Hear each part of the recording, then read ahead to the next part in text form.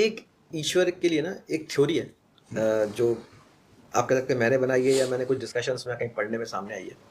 हम कहते हैं कि पहले जो इंसान थे आदम और हवा, जो सबसे पहले बने। एक थ्योरी सामने आती है कई बार कि माने वैसे तो ये कहा जाता है कि भगवान ने उन्हें बनाया इस धरती पर, फिर उन्हें बाइबल में तो ईडन गार्डन कहा जाता है कि उनको उस जगह विचरे करने छोड़ा गया, फिर उन्होंने जब सांप ने उनको सेव दिया उसके बाद वो वैसे हो गए।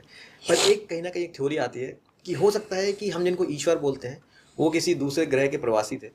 उन्होंने एक एडम और ईव, उनको आप रोबोट कह लो या इंसान कह लो, उन्होंने इस धरती पे ये देखने के लिए कि वो रह सकते हैं या नहीं, उन्हें छोड़ दिया।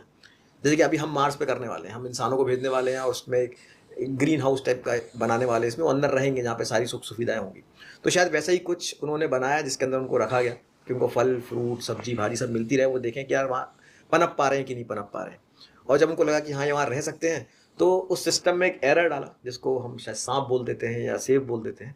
और वो एरर के कारण वो जो उनका ग्रीन हाउस था वो ख़त्म हो गया और वो इस धरती पर विचरण करने लगे और आगे सृष्टि बनी।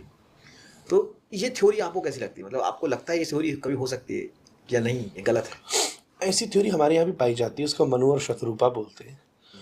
और दूसरा ग्रह और हमारे ग्रह, ये हम लोगों के वैदिक लोगों के लिए कोई नई चीज़ें नहीं है। हमने सदासी ग्रहों की बात की है, पूरी एस्ट्रोनॉमी और एस्ट्रोलॉजी उस पर टिकी है हज़ारों साल पहले।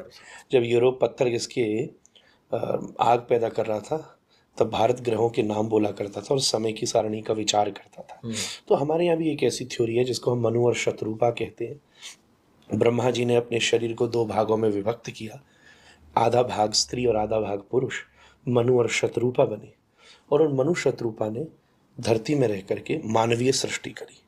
इसलिए हम एक दूसरे को मानव बोलते हैं। मनु की संतान को मानव बोला जाता है। एक और साथ में थ्योरी है कि इस पूरी सृष्टि में जो कोई है वो कश्यप जी की संतानें हैं। इसलिए हमारे यहाँ पूजा पाठ में एक और बात आती है कि अगर किसी को अपना गोत्र नहीं पता तो उसको कहा जाता है कि तुम कश्यप गोत्र बोलो, क्योंकि पृथ्वी में पेड़ पौधे ये सब कश्यप की पत्नियां हैं, उनसे पैदा हुए। तो उनमें एक पत्नी है दिति, एक पत्नी अदिति, जिन्होंने असुर और सुरों को पैदा किया। उसी में एक पत्नी है मनु, जिनकी संतानों को मानव कहा गया। तो ऐसे है, स्पीसीज की हम बात करें तो 4 लाख प्रकार के मानव होते हैं।